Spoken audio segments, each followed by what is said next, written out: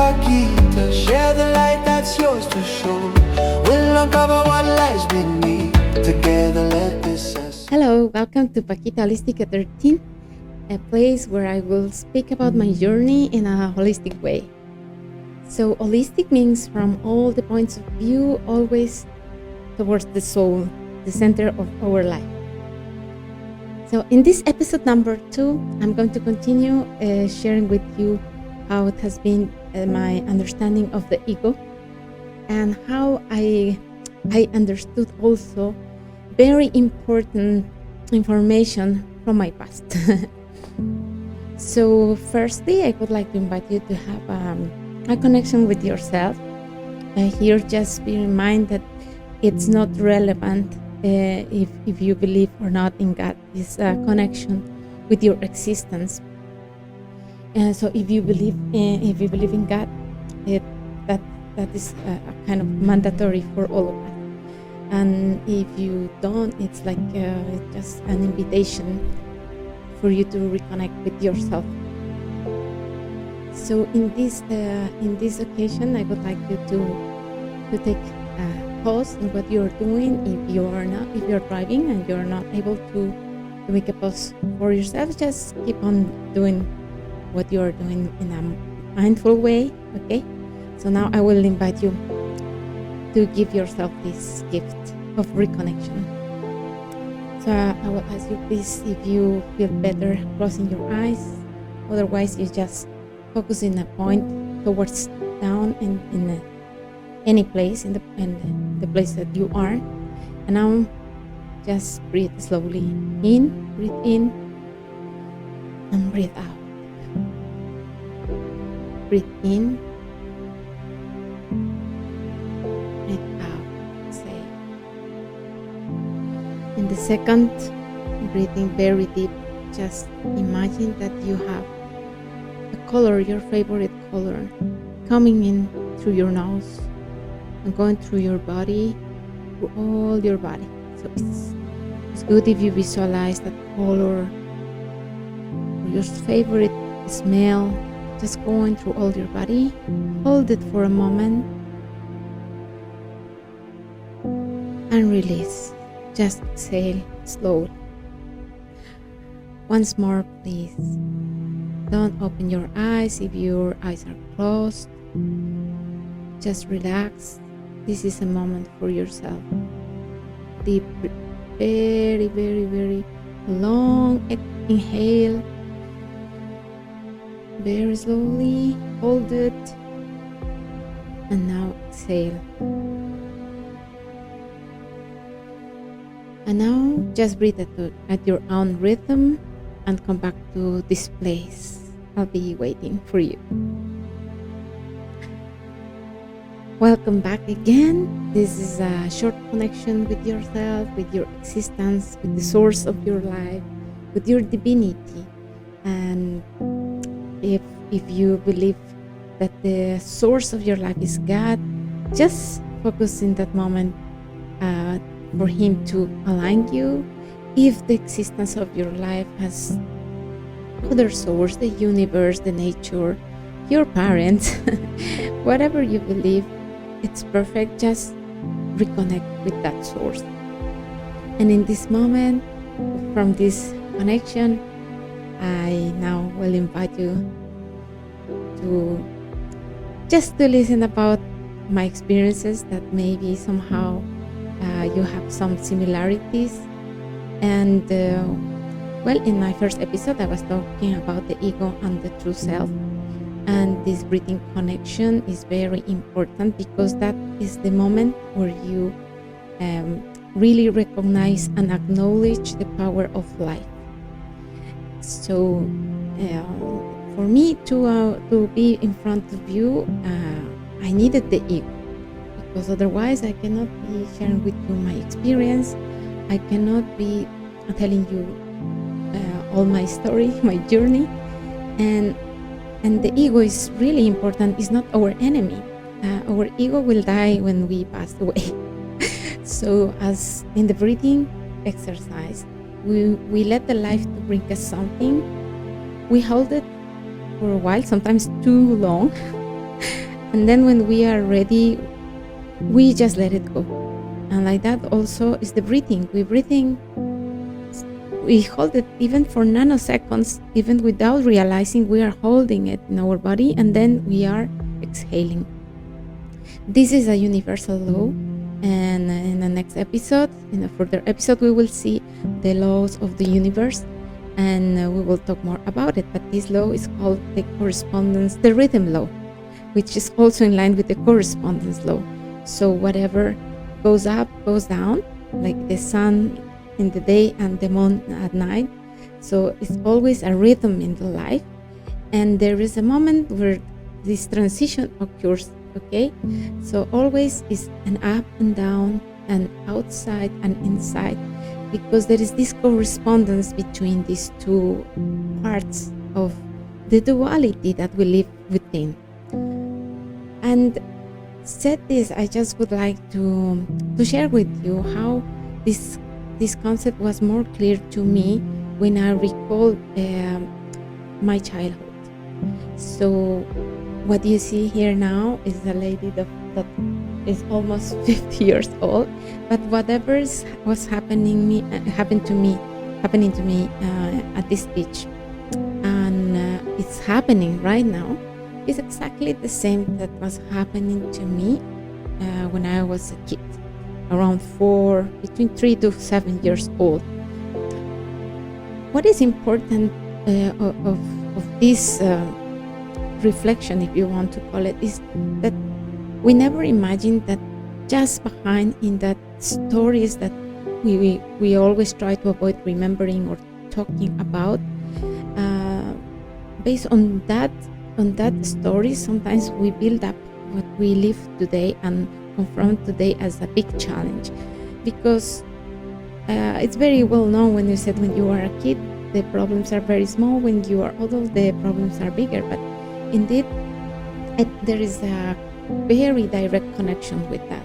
So also as I shared in the episode 1, I was facing a very deep crisis that put me in a corner where I just felt that I cannot do it anymore, cannot handle anymore, and I just surrendered. I didn't give up.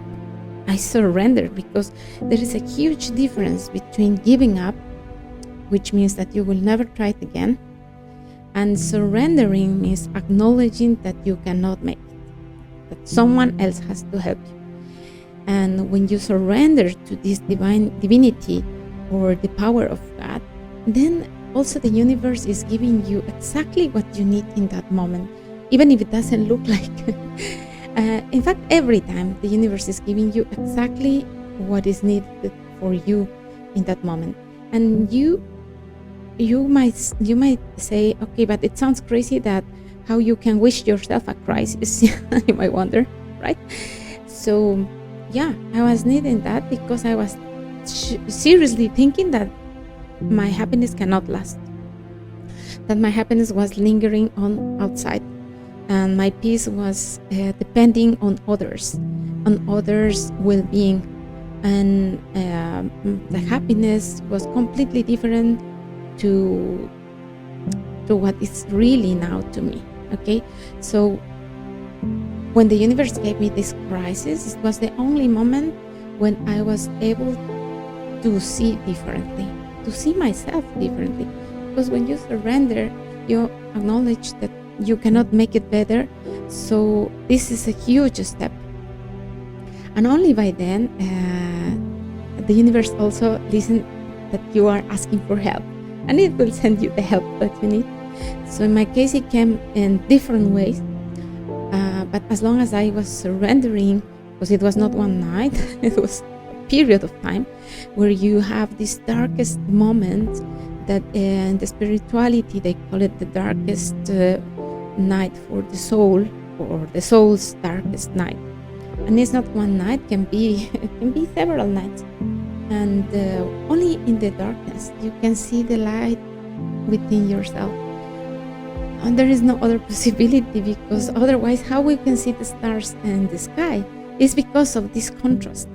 When there is a lot of darkness, you can really see the shine that you have within yourself.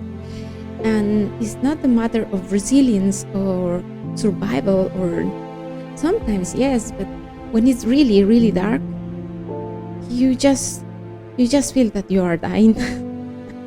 you feel sometimes even physically you can have the sensation through a sickness, and the pain is really deep. It's so deep that you cannot hold it anymore. And for me, it was not a situation that was happening directly to me, but to a beloved one, because my life was perfect as of maybe 2 years ago. Was going everything as my dream. Everything was perfect. Mom was super proud of me. I lost my dad 13 years ago, so I knew that from wherever he is, he was going to feel happy that I made up a life, very good life, traveling, enjoying success, enjoying kids that grew nicely and they are independent, and I got also married with a lovely man after several attempts and failed relationships. So it was the best time of my life. So I as per me, I thought, yeah, I made it. Every sacrifice was worth it.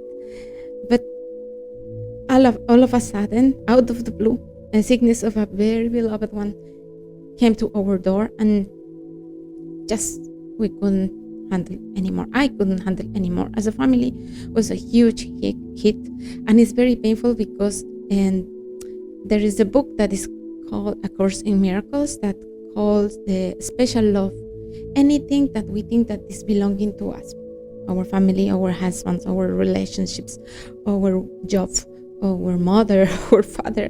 So we think that they belong to us, our life, our body.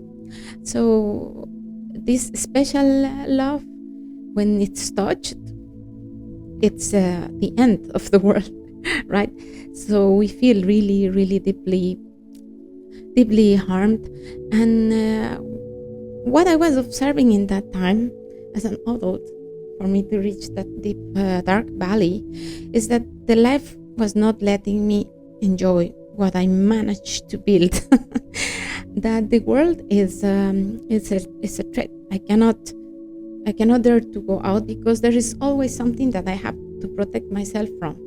And in a point, I was feeling completely guilty of everything because during the process, I discovered that like I was very sure that it's happening to me, anything that I see wrong, as a punishment. Because I did something wrong, and I did too many things wrong, so I was completely right in that moment. Because the universe, as I told you, is giving you exactly what you truly believe deeply inside. So I was feeling guilty, so deeply inside myself, so I was feeling guilty in the outside world because everything was towards me.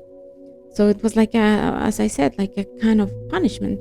And only in that moment when I surrendered and I said, I don't know what to do, in that moment started a process of reconnecting myself with my soul. It was not easy. It was very painful.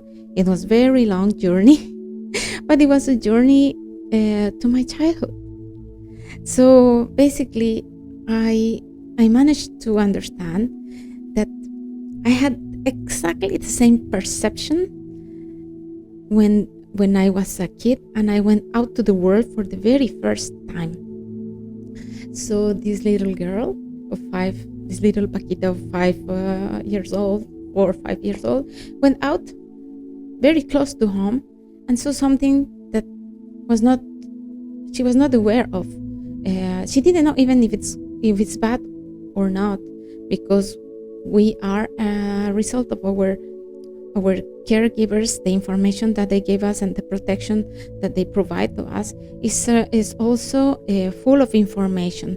So we start with developing the ego, like what is good, what is bad, and what to do, what not to do. And for us to belong to a family, we really go through those beliefs, even if sometimes they are not logical to us, because as a kid sometimes you start to question, but since you see that you need to belong and that might be bad. So you choose. In my case, Paquita chose to be in silent, not to say a word. But the perception that she developed in that time was that the world outside was so dangerous, extremely dangerous, that I had a choice. First, to keep in silence or to speak out, which was a clear, silent decision, because otherwise I was going to be rejected by my family, by the society, and so on. And further, the decisions started to come out one next after after the first one. So the next decision was, okay, shall I stay safe in a place without going out to explore the world, or I can dare myself to go out to the world? So I decided, that girl decided to go out to explore the world. The next decision was, the world is not safe. So since no one is there to protect me, I have to protect myself. And all of these were just beliefs and perceptions, interpretations that the girl of 5 or 4 years old is not analyzing, is not able to digest. She's just reacting and doing based on her own beliefs that were built since even before the birthday, and later on with all the narratives that we listen from our surroundings, especially our parents or our caregivers. And based on that, we develop also perceptions, and we create like a mold of how the world is for us. And that is what happened to me. I created a shape of a world, and in that shape, with that lens, let's say that lens shape, I was looking at the world always like that. So during my developed years when I was growing up, I was exactly using the same lens. This lens is a sort of tool that is it was letting me collect all my beliefs like stones. And I will use this example of the stones because for me it was real how it was happening. It was like I decided to carry a backpack with me, to carry a stone per each belief. So I'm not worthy of love, and I have to be in silence. And if I speak out, I will not be accepted. If I go out to the world, I have to do it myself and to look after myself, because there is no one else to do it. So I have to do it myself. And this perspective was only a perspective that was automatically generating a lot of other molds and patterns for me to see the world with that one. So I grew up with those, holding them, and in fact, it's like I stretched the backpack as much as I can to put more beliefs, but all of them basically confirming what I saw at first. And it was just a perception, because now I can look forward and I can understand that my perception was not necessarily the truth. The fact, yes, it was truth.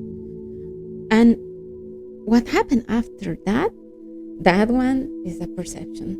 Because a trauma, and here I want to introduce the concept of trauma that I later understood. A trauma is a response that you develop to something that happened to you.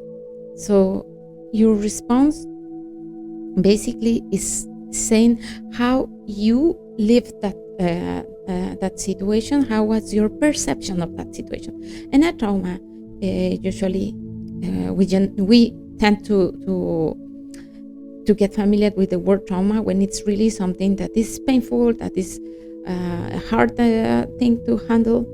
So yeah, let's say that I had a lot of traumas because of my perceptions. So with that perceptions, I was looking at the world always. So when I was a teenager, I just confirmed that perception, of course, because the universe is giving you what you truly believe. And I was believing that I was not worthy of love. So when I had my first relationship with a boyfriend, I felt rejected. So now I can say it shouldn't have been a surprise, but in that time I was just confirming, putting more stones on my backpack, confirming myself that I'm not worth it. I was not, no one will love me if I don't do efforts, if I don't give all myself to something, that something will not love me. I'm not talking about only persons, I'm talking about situations and jobs and relationships. So that the world will not love me if I don't give myself as a whole, and for even forgetting about myself. So I was just carrying all these stones until when I was growing up. Of course, the load was very heavy, extremely heavy, in a point that I was feeling a lot of pain on my back. And this is truth. And when I started to understand that they were just perceptions, I started to remove them. I still carry some, for sure. My work within myself to remove them will end when I pass away. This is part of the life. Otherwise, I cannot survive here without any belief. For sure, some of them, they lead me to have the opportunity to be talking to you. So I'm not saying that those perceptions were bad. Many of them helped me to be where I am, and I had to be that way for me to be able to see that I'm not that person of believing in certain things. I am a whole being that has never changed, never. And if I didn't pass through that, I couldn't differentiate. This is the contrast that I was talking about. For the shine of the stars to be seen, you need a very dark night, very dark. Otherwise, you cannot see, even though you know they are there. But you have to see the very dark night so you can see the shine of the stars. And yes, I was able to see my shine, to start to heal the perception, not to heal the inner child, because I don't agree with that word. The inner child never gets sick. The inner child is the closest to our soul, and the soul is a whole, is never broken, is never destroyed. Einstein said the energy is just transformed, but it never can be destroyed, neither created. So we are eternal. We are energy. And even if you say, okay, I don't believe in this sort of story of energy and so on, but you were created from your parents, right? You are a creation of your parents. Let's say that you don't believe in God. That's fine, but you are a creation yet from your parents. So if you are a result of a creation, you can also create.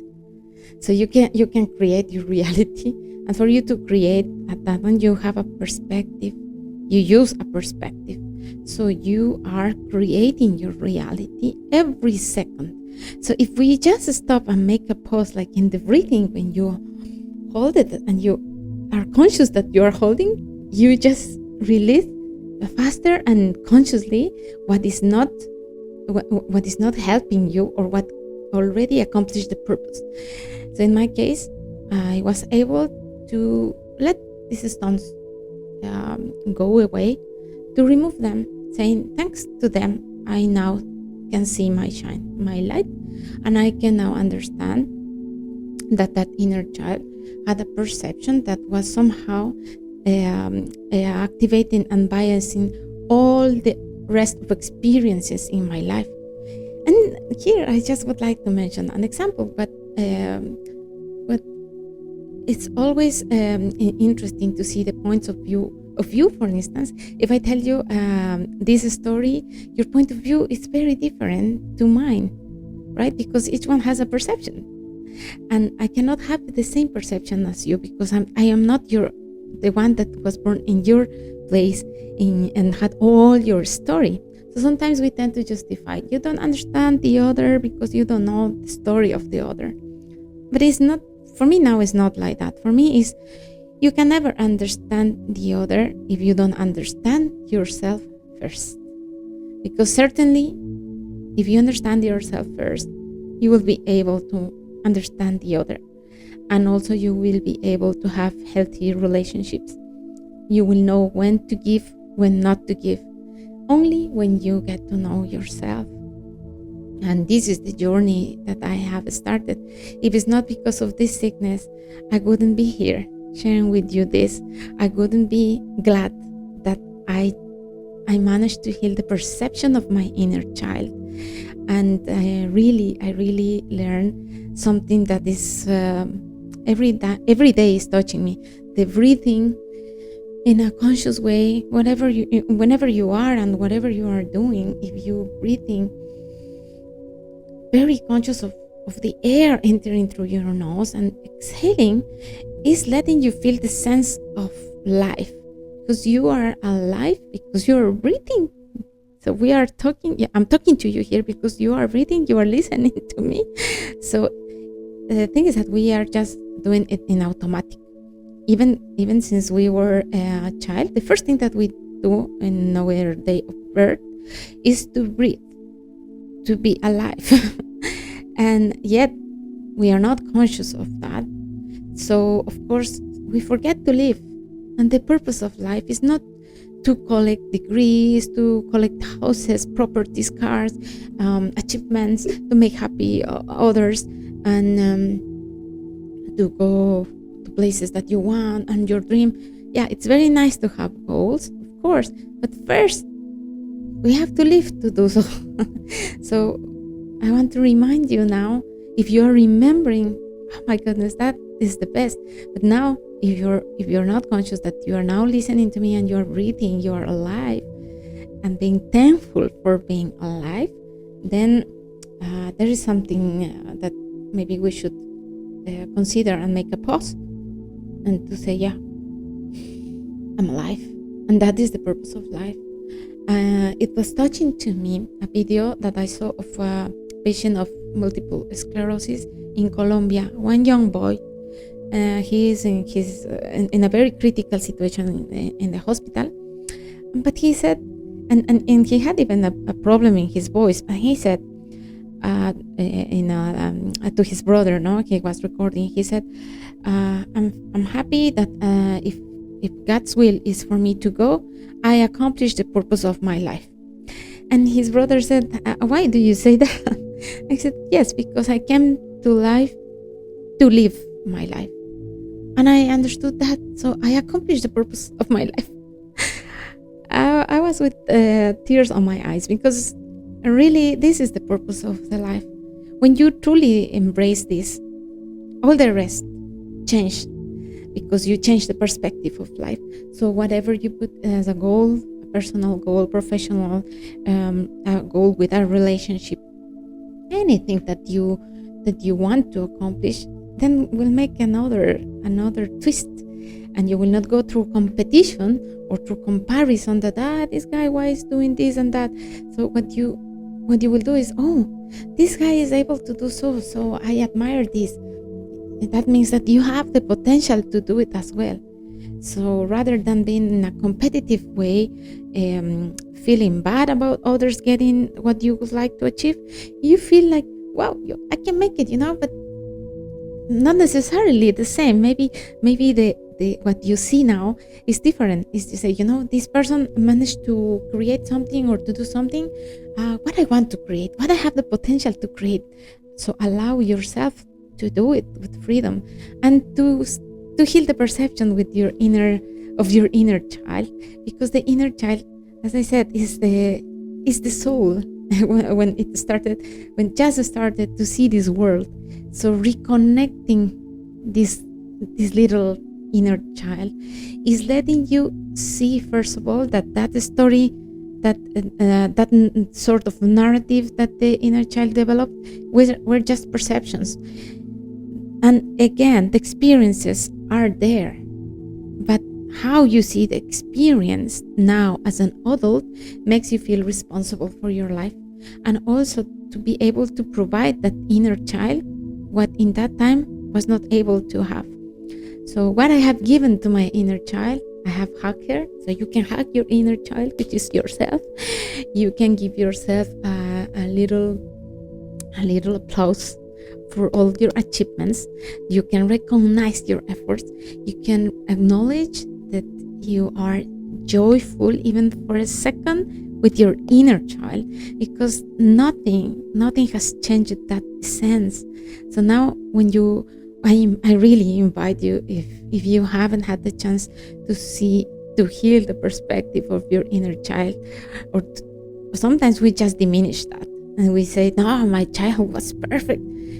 But to be honest, everyone has something lacking or an excess. So we will always end up not as happy as we wished. We always had expectations in our childhood. So if we can see that little child and ask, what do you need right now? You can make it in any moment. And you as an adult now, you can provide safety, you can provide love, you can provide recognition, you can make this inner child feel loved, valuable, important. And then you're changing the perspective, and that little trip to the past will really make a huge change in the present, because again, the universal law, as above is below, okay, as you see here, is deep inside, and as it's outside is inside. And also the law of the rhythm, right? So once we had a certain perception, now it's time maybe to change that perception, and like that we just get an equilibrium and we embrace the life in a different way. Well, this is all for today. I am really thankful for giving me this time to share with you my experience. I would like to hear from you, questions or comments. I will be very happy to also change my perspective again, to see it from a different point of view, always in a very lovely way, because I love myself. I know that you love yourself, and you will give yourself a huge hug. See you next episode. In the heartbeat of now, come what may, feel the whisper of your soul. In the dance of light, become whole. Let go of the past, embrace the dawn. In the arms of the truth, we've always belonged. Only sticking with 𝐓𝐡𝐞 𝐄𝐠𝐶, share the light that's yours to show. We'll uncover what lies beneath, together let this essence glow. Only sticking with 𝐓𝐡𝐞 𝐄𝐠𝐶, share the light that's yours to show. We'll uncover what lies beneath, together let this essence glow.